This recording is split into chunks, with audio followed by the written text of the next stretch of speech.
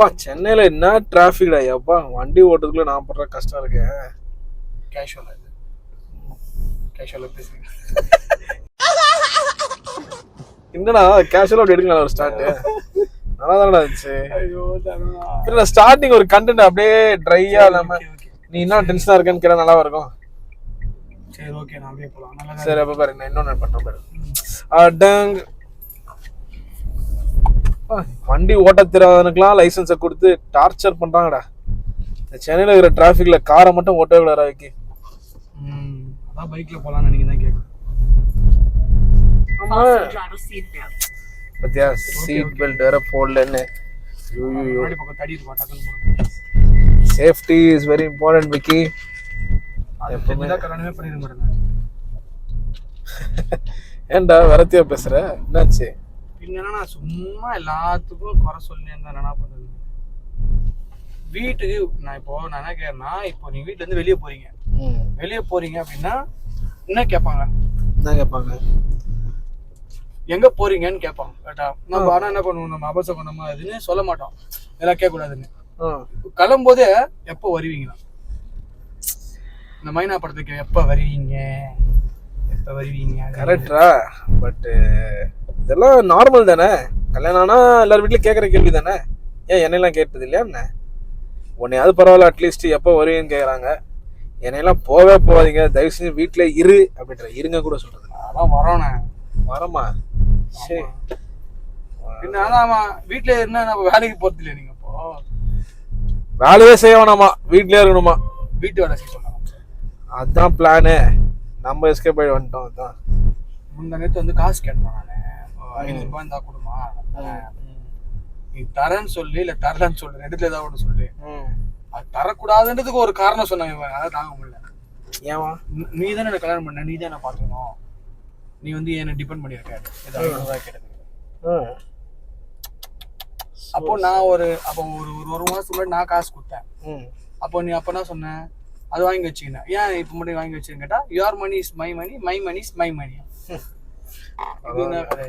எனக்கு அந்த மாதிரி பிரச்சனை. நீங்க சம்பாதிச்சா தானே அவங்க பேச்சு வாக்கில் உண்மையை சொல்லிட்டாங்க. ஆமா சிக்னலா போடுங்கடா, இவன் வேற பேசுறான் இது சம்பந்தமே இல்லாம. கதாபாத்திரத்திலே ஒன்றிட்டீங்களா?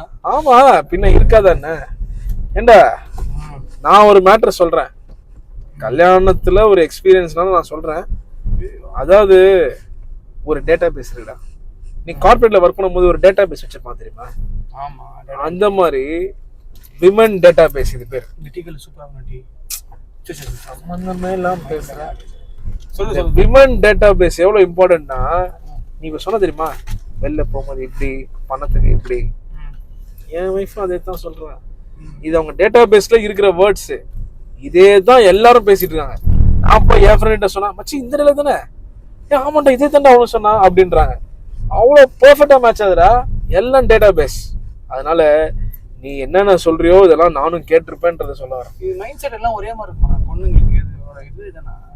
அவ்வளவுதான், ஒன்றும் பண்ண முடியாது. அதான் சொல்லுவேன், இங்க இருந்தாலும் இருக்க முடியல, இல்லைனாலும் இருக்க முடியல, கடுப்பாக இருந்தா இருக்க முடியல. ஓகே, இல்லைனாலும் இருக்க முடியலன்றது எனக்கு ஒன்றும் பெருசா வந்து பல வருடங்கள் திருமணம் ஆனதுக்கு அப்புறம் இதை சொல்றீங்க, ஓகேவா?